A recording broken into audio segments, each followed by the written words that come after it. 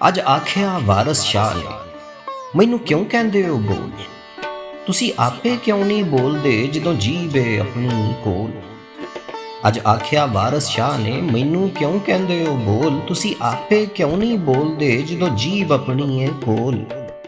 ਮੈਂ ਕਬਰਾਂ ਵਿੱਚੋਂ ਆਣ ਕੇ ਕੀ ਵੇਖਾਂ ਸਭ ਦਾ ਹਾਲ, ਦਿਨ ਰਾਂਝੇ ਨਾਲ ਗੁਜ਼ਾਰਦੇ ਤੇ ਰਾਤਾਂ ਕੈਦੋ ਨਾਲ। ਮੈਂ ਕਬਰਾਂ ਵਿੱਚੋਂ ਆਣ ਕੇ ਕੀ ਵੇਖਾਂ ਸਭ ਦਾ ਹਾਲ, ਦਿਨ ਰਾਂਝੇ ਨਾਲ ਗੁਜ਼ਾਰਦੇ ਤੇ ਰਾਤਾਂ ਕੈਦੋ ਨਾਲ। ਫਿਰ ਸੌਂਦੇ ਲੰਬੀ ਤਾਣ ਕੇ ਜਦੋਂ ਪੀਂਦੇ ਚੁੱਪ ਦੀ ਭੰਗ, ਸੋਚਾਂ ਗਈਆਂ ਜ਼ੰਗਾਲੀਆਂ ਮੂੰਹਾਂ ਤੋਂ ਉੱਡੇ ਰੰਗ। ਫਿਰ ਸੌਂਦੇ ਲੰਬੀ ਤਾਣ ਕੇ ਜਦੋਂ ਪੀਂਦੇ ਚੁੱਪ ਦੀ ਭੰਗ, ਸੋਚਾਂ ਗਈਆਂ ਜ਼ੰਗਾਲੀਆਂ ਮੂੰਹਾਂ ਤੋਂ ਉੱਡੇ ਰੰਗ। ਨਾ ਬੋਲੀ ਆਪਣੀ ਬੋਲਦੇ, ਨਾ ਹੱਕ ਲਈ ਚੁੱਕਦੇ ਆਵਾਜ਼, ਇਹਨਾਂ ਹੱਥੀਂ ਬਾਗ ਉਜਾੜਿਆ ਤੇ ਗਾਲੜ ਕਰਦੇ ਰਾਜ।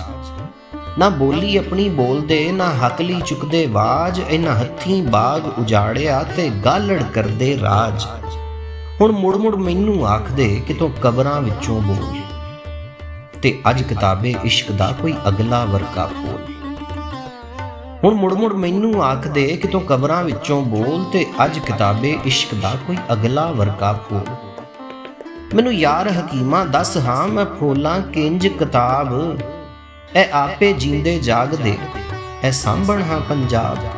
ਅੱਜ ਆਖਿਆ ਵਾਰਸ ਸ਼ਾਹ ਨੇ, ਮੈਨੂੰ ਕਿਉਂ ਕਹਿੰਦੇ ਹੋ ਬੋਲ, ਤੁਸੀਂ ਆਪੇ ਕਿਉਂ ਨਹੀਂ ਬੋਲਦੇ ਜਦੋਂ ਜੀਭ ਏ ਆਪਣੀ ਕੋਲ। ਮੈਂ ਕਬਰਾਂ ਵਿੱਚੋਂ ਆਣ ਕੇ ਕੀ ਵੇਖਾਂ ਸਭ ਦਾ ਹਾਲ, ਦਿਨ ਰਾਂਝੇ ਨਾਲ ਗੁਜ਼ਾਰਦੇ ਤੇ ਰਾਤਾਂ ਕੈਦੋ ਨਾਲ।